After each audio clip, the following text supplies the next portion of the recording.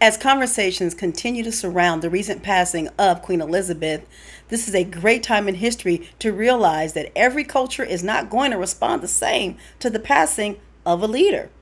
Not sure what I'm talking about? Check out the following. The Second World War, there was an uprising by the Kikuyu people who wanted their land back.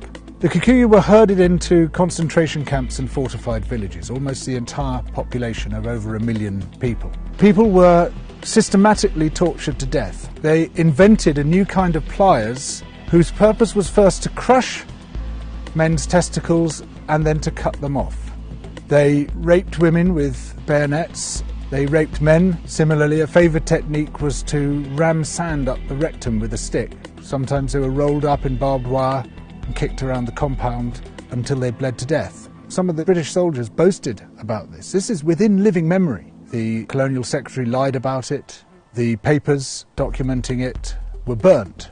The impact of the rich and powerful nations has been so phenomenally murderous and destructive that it has been completely airbrushed from our national consciousness.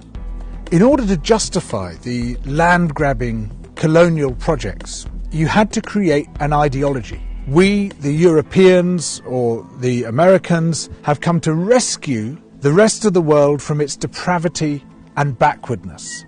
But in order to do that, you have to be able to demonstrate that the rest of the world is depraved and backward. From this arose the racism that is still with us today.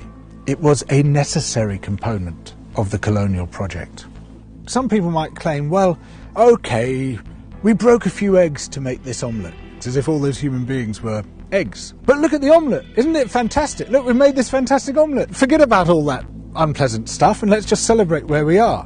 Where we are is a continuation of the project. We commodified people's land and people's labour and turned it into our property. We're also destroying the rest of the living world alongside it. We don't have to be like this. We are the same human beings as anybody else. We're all part of the same big human family. We just have to recognise that, accept that. And of course, within Western countries, there are plenty of brilliant people resisting colonisation, both internal colonisation within our own countries and external colonisation of other people's countries.